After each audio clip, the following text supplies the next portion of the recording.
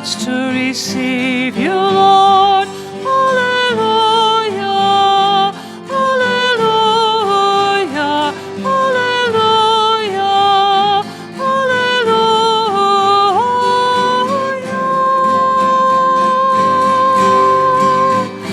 May your word be on our minds.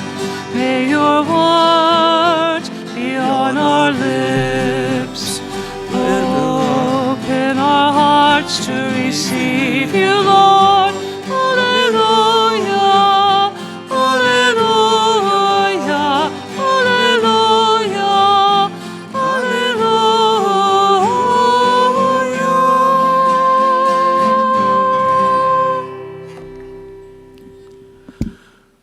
The Lord be with you. A reading from the Holy Gospel according to Mark.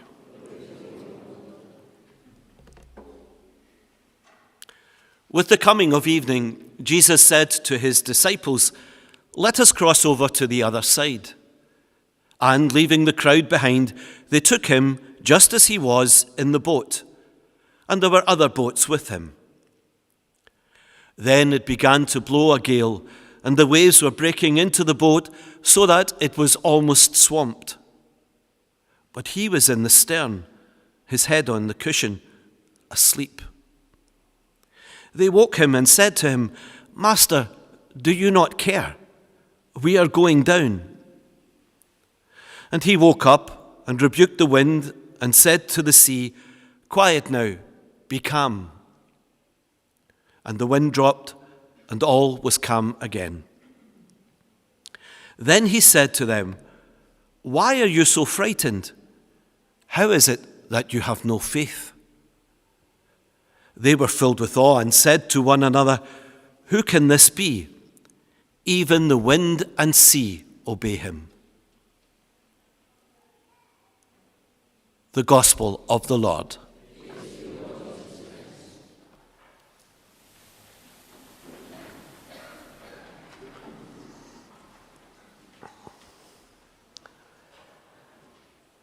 I don't know if you've noticed this, but advertisers have a cycle. They know when to target us with various products. You know, we're just over Christmas and New Year, and we're into January, and they want us to think about our summer holidays. They show us adverts like this. Everyone in my family went on a Carnival cruise. Maggie didn't come though, because she's a dog. Mom did things I've never seen her do. Dad was himself, and I met this girl who was pretty cool, I guess. You're my best friend! Then I saw a bird. Hi. Cool bird. And Dad told us to put on sunscreen, and we had the best time together. Please don't tell my parents I said that. So that's to get you all booked up so that you're ready for the summer. And some of you might be getting ready to go away over the next few weeks. One of the things that the advertiser will never show you is this.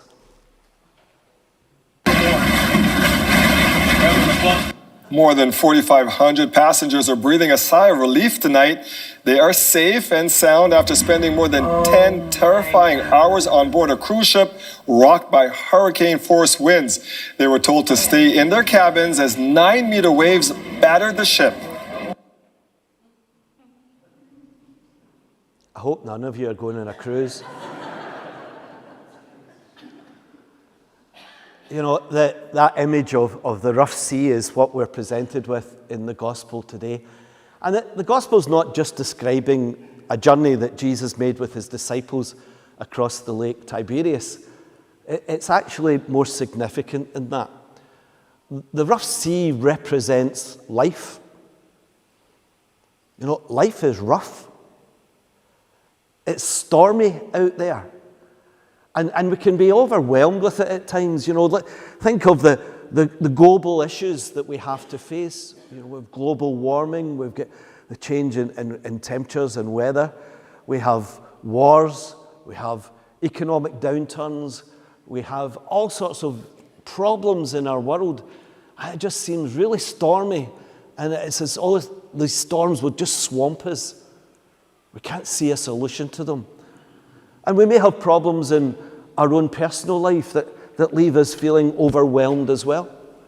We might be dealing with a particular sickness in our lives, or we've got a bereavement or some other kind of issue that just, we can't see the answer to it.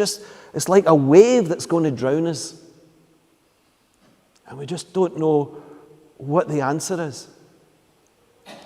And when we think in the context of church as well, it can feel like that just now. You know, I remind you of the census that we talked about last week. The majority of people in Scotland said they had no religion in 2022. The biggest religion in Scotland is no religion. You know, this is amazing. And we can feel somewhat overwhelmed. We wonder what's happening. And the church might feel a bit like a shipwreck. How do we deal with this? How do we deal with this issue? How do we bring Christ to other peoples? I was talking to someone during the week who was reflecting on the fact that her children and her grandchildren don't go to church. Even though her and her husband showed good example and brought them to church, brought them to a Catholic school, did everything that they could in their power to get them to know God. And I bet most of you sitting here today have that experience. And what really struck me was her question after she named all that. She said, "What did I do wrong?" You know, she did all the right things.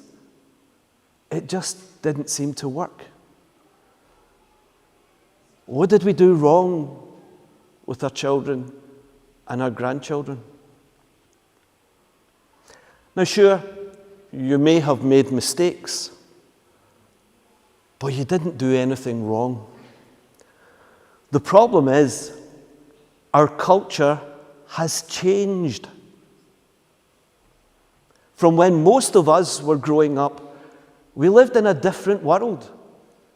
We lived in a country that was fundamentally Christian.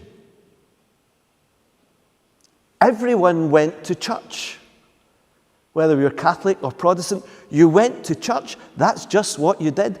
And our society enshrined that in law. You couldn't do business on a Sunday.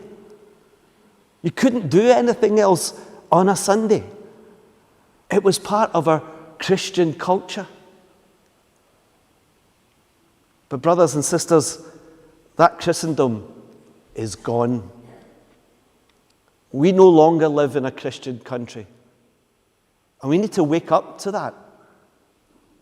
That's the reality for us. Our world has changed.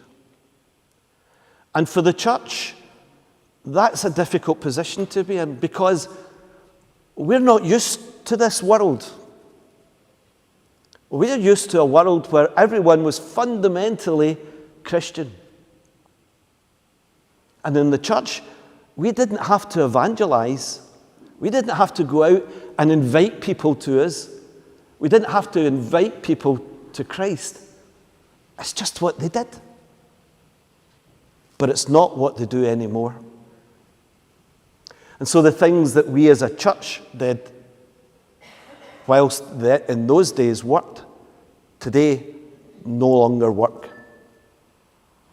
So if we're true to Jesus' mission to go and make disciples of all nations, of all peoples, then we have to change how we operate. You know, Jesus said to the disciples in the boat, "Why were you terrified? Do you not yet have faith?"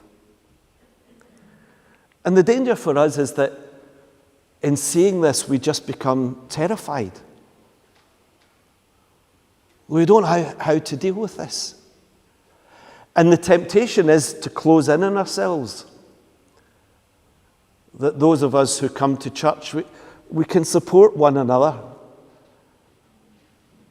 And that's not what God is asking of the church.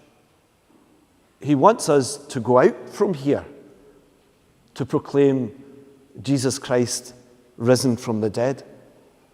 That's what he wants from each and every single one of us. You know, we have been empowered to do this work. Jesus doesn't leave us alone. He has empowered us. We have received baptism and all the gifts of the Holy Spirit that come with baptism. We have it. We have all the power that we need.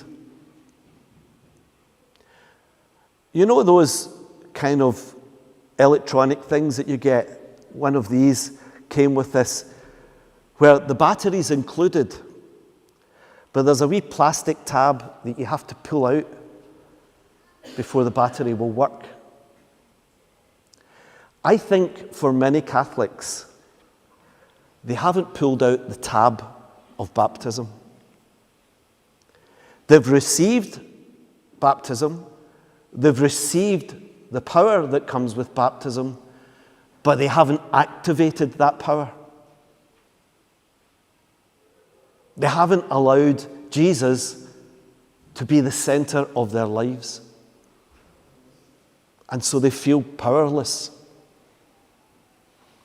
You know, what we're asked to do is submit our lives to Jesus, to submit our lives to the grace and the power of the Holy Spirit.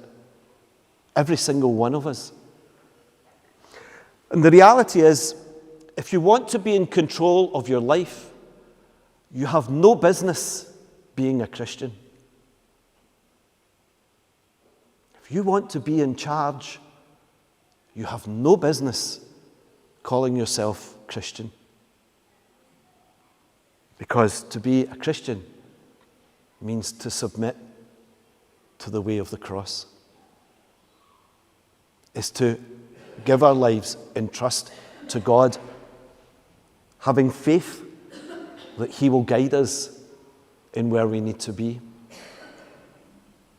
And so as a church, we need to have faith. We need to have courage. We need to submit ourselves to the will of God and allow him to work in and through us.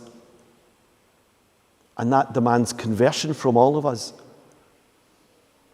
It means we need to change the way that we think. You know, I think for many people in the church is like a cruise liner. You know, we're all on board in this. But what happens in a cruise liner is that you have a few people who serve a large number of people who are consumers. That's not the model of church. It's the reality sometimes.